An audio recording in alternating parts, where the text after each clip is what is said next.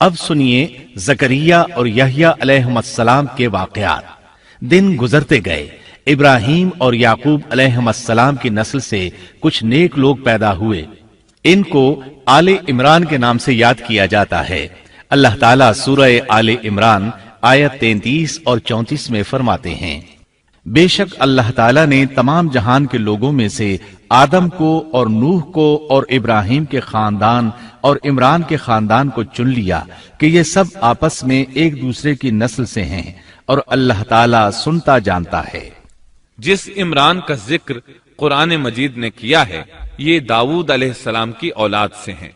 زکریا علیہ السلام کی بیوی، یحییٰ علیہ السلام کی والدہ عیشا اور مریم علیہ السلام کی والدہ حنا دونوں حقیقی بہنیں تھیں، اور زکریا علیہ السلام رشتے میں مریم علیہ السلام کے خالو تھے۔ اس طرح یحییٰ علیہ السلام اور مریم علیہ السلام آپس میں خالہ زاد ہیں۔ اللہ تعالیٰ نے اس دور کے کئی واقعات کی طرف اشارہ کیا ہے۔ سب سے پہلا تذکرہ مریم علیہ السلام کی پیدائش کا ہوا ہے۔ یہ واقعہ دمشق میں ہوا۔ زکریا بن دان سلیمان علیہ السلام کی اولاد میں سے تھے۔ دمشق میں زندگی گزار رہے تھے۔ عمر 100 سال سے زیادہ ہو چکی تھی۔ اس قصے کی ابتدا قرآن مجید نے عمران کی بیوی سے کی ہے۔ وہ مریم علیہ السلام کی ماں اور عیسیٰ ابن مریم کی نانی ہیں۔ عمران کی بیوی کے ہاں عرصہ دراز سے کوئی اولاد پیدا نہ ہوئی تھی۔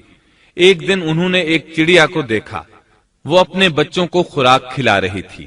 یہ دیکھ کر انہیں شدت سے اولاد کی خواہش محسوس ہوئی۔ انہوں نے اللہ سے دعا کی، اللہ نے ان کی دعا کو قبول فرمایا۔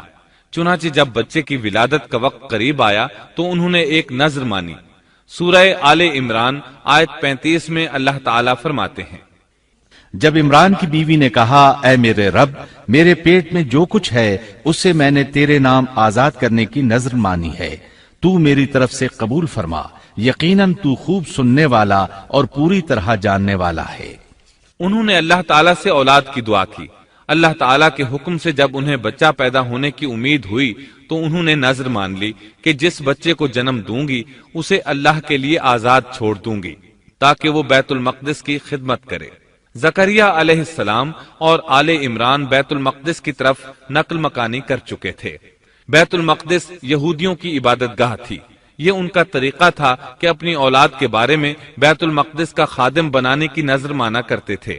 بچہ پیدا ہوتا تو علماء کے سپرد کر دیتے، وہ اسے تورات پڑھاتے تاکہ وہ عبادت کرنے والا بن جائے، بیت المقدس کی خدمت کرے۔ لیکن ان کے ہاں بچی پیدا ہوئی۔ بچیوں کو تو خدمت کے لیے وقف نہیں کیا جاتا تھا۔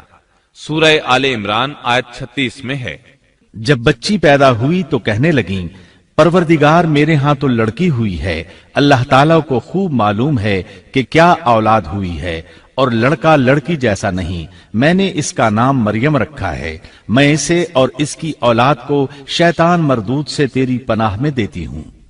عمران کی بیوی حیرت میں پڑ گئیں کہ انہوں نے تو نذر مان رکھی ہے اور اب لڑکی کو تو بیت المقدس کی خدمت کے لیے وقف نہیں کیا جا سکتا۔ ان کے خاوند عمران بیت المقدس کے عابدوں میں سے تھے۔ بیوی نے ان سے مشورہ کیا، طے ہوا کہ بچی کو ہی خدمت کے لیے وقف کر دیا جائے۔ عمران کی بیوی بچی کو بیت المقدس میں لے آئیں۔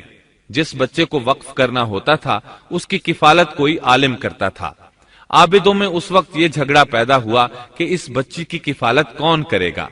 اس کے لیے آخر یہ طریقہ طے کیا گیا کہ وہ سب اپنا اپنا قلم پانی میں پھینکیں گے، جس کے قلم پر کچھ ظاہر ہو وہ اس کا کفیل بن جائے گا۔ چنانچہ سب نے اپنے قلم پھینک دیے، وہ پانی کے بہاؤ کے ساتھ بہنے لگے، جبکہ زکریا علیہ السلام کا قلم پانی کے بہاؤ کی مخالف سمت بہنے لگا۔ اللہ تعالیٰ سورہ آل عمران آیت 44 میں فرماتے ہیں، تو ان کے پاس نہ تھا جبکہ وہ اپنے قلم ڈال رہے تھے کہ مریم کو ان میں سے کون پالے گا، اور نہ تو ان کے جھگڑے کے وقت ان کے پاس تھا۔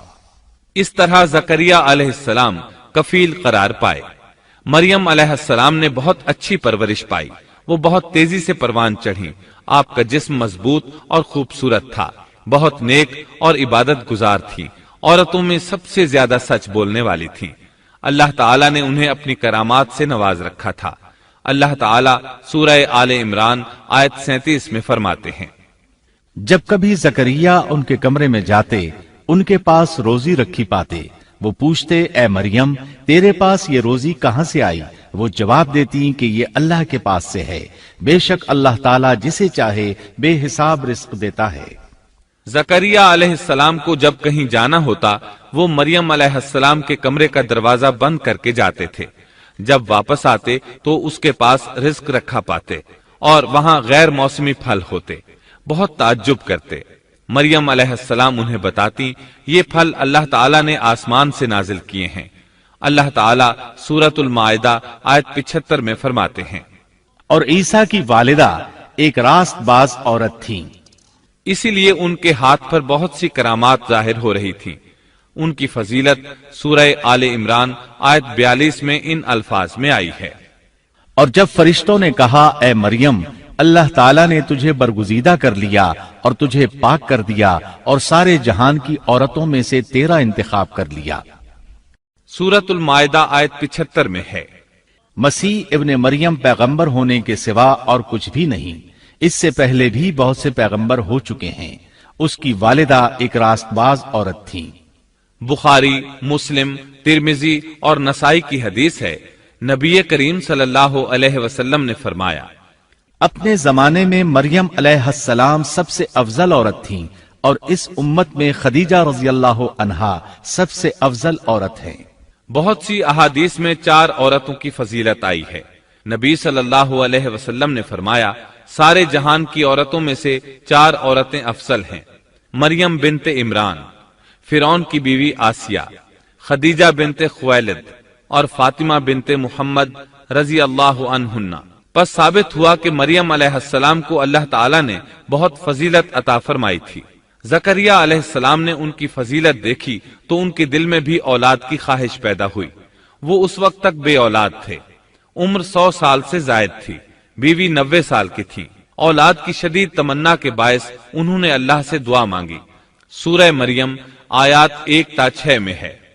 काफ हा या ऐन साद, ये है तेरे परवरदिगार की उस मेहरबानी का जिक्र जो उसने अपने बंदे जकरिया पर की थी, जबकि उसने अपने रब से चुपके चुपके दुआ की थी कि ऐ मेरे परवरदिगार, मेरी हड्डियां कमजोर हो गई हैं, सर बुढ़ापे की वजह से भड़क उठा है, लेकिन मैं कभी भी तुझसे दुआ करके महरूम नहीं रहा। मुझे अपने मरने के बाद अपने कराबत वालों का डर है।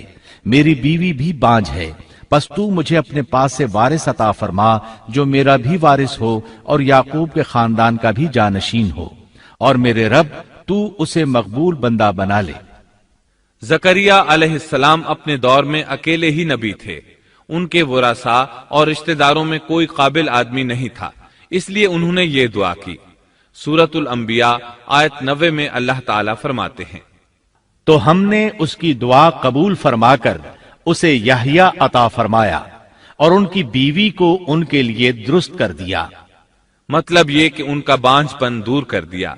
फिर अल्लाह ने उन्हें खुशखबरी सुनाई, ए जकरिया, हम तुझे एक बच्चे की खुशखबरी देते हैं जिसका नाम यहया है। हमने इससे पहले उसका हम नाम किसी को नहीं किया।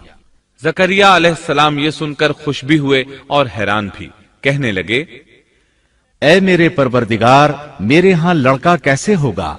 मेरी बीवी बांझ और मैं खुद बुढ़ापे की इंतहा को पहुंच चुका हूं। अल्लाह ने जवाब में फरमाया, इरशाद हुआ कि वादा इसी तरह हो चुका। तेरे रब ने फरमा दिया है कि मुझ पर यह बिल्कुल आसान है और मैं इससे पहले तुझे भी पैदा कर चुका हूं, हालांकि तू कुछ भी न था।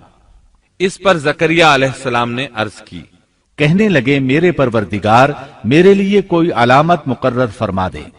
यानी जकरिया अलैहिस्सलाम ने अर्ज की, मेरे रब, कोई निशानी मुकर्रर फरमा दीजिए कि मेरे यहां बच्चा पैदा होने वाला है, जिससे मैं समझ जाऊं कि यह बच्चा बनी इसराइल पर जाहिर होगा, ताकि बनी इसराइल को भी इसकी फजीलत और अहमियत का इल्म हो जाए। तब अल्लाह ताला ने फरमाया, इरशाद हुआ कि तेरे लिए अलामत यह है कि तू भला चंगा होने के बावजूद 3 रातों तक किसी शख्स से बोल नहीं सकेगा। चुनाचे जब वो वक्त आया और वो किसी से बात करना चाहते तो कर नहीं सकते थे, अलबत्ता अपने जिक्र में सुबह शाम मसरूफ रहते, और ये निशानी थी इस बात की कि उनके यहां बच्चा पैदा होने वाला है। अल्लाह ताला सूरह मरियम आयत 11 में फरमाते हैं, اب زکریا اپنے حجرے سے نکل کر اپنی قوم کے پاس آ کر انہیں اشارہ کرتے ہیں کہ تم صبح و شام اللہ کی تسبیح بیان کرو۔ اللہ تعالیٰ سورہ آل عمران آیت 39 میں فرماتے ہیں، بس فرشتوں نے اسے آواز دی جبکہ وہ حجرے میں کھڑے نماز پڑھ رہے تھے کہ اللہ تعالیٰ تجھے یحییٰ کی یقینی خوشخبری دیتا ہے، جو اللہ تعالیٰ کے کلمے کی تصدیق کرنے والا سردار، ضابط نفس اور نبی ہے نیک لوگوں میں سے۔ انسان کتنے ہی بلند و بالا مقام پر پہنچ جائے اور اللہ تعالیٰ کے ساتھ اسے زیادہ سے زیادہ قرب حاصل ہو جائے، تب بھی وہ اللہ کا بندہ ہی رہتا ہے، اور کسی بھی بلندی پر پہنچ کر وہ اللہ یا اللہ کا بیٹا نہیں ہو سکتا، اللہ کا شریک نہیں ہو سکتا۔ اللہ جل شانہ کی ذات پاک وحدہ لا شریک ہے اور باپ بیٹے کی نسبتوں سے پاک ہے، لہذا انسان کی سب سے بڑی گمراہی یہ ہے کہ وہ جب کسی برگزیدہ انسان سے ایسے امور صادر ہوتے دیکھتا ہے جو عقل میں نہیں آتے تو روب یا عقیدت کی بنا پر پکار اٹھتا ہے کہ یہ ہستی تو خود اللہ ہے جو انسانی شکل میں آئی ہے، یا اس کا بیٹا ہے، یا اللہ تعالی کی شریک ہے۔ وہ یہ نہیں سوچتا کہ بلا شبہ ان واقعات کا جاری ہونا اللہ کی طاقت کے ذریعے ہے جو بطور نشان اس برگزیدہ انسان کے ہاتھوں جاری ہوئے۔ اس کے باوجود یہ نہ اللہ ہے نہ اللہ کا بیٹا، بلکہ اس کا ایک پسندیدہ بندہ ہے، اور یہ امور اللہ تعالیٰ کے خاص قوانین کے تحت صرف اس کی تائید اور اس کی صداقت کے لیے ظاہر ہوتے ہیں، ورنہ وہ بھی اللہ تعالیٰ کے آگے اسی طرح مجبور ہے جس طرح دوسری مخلوق۔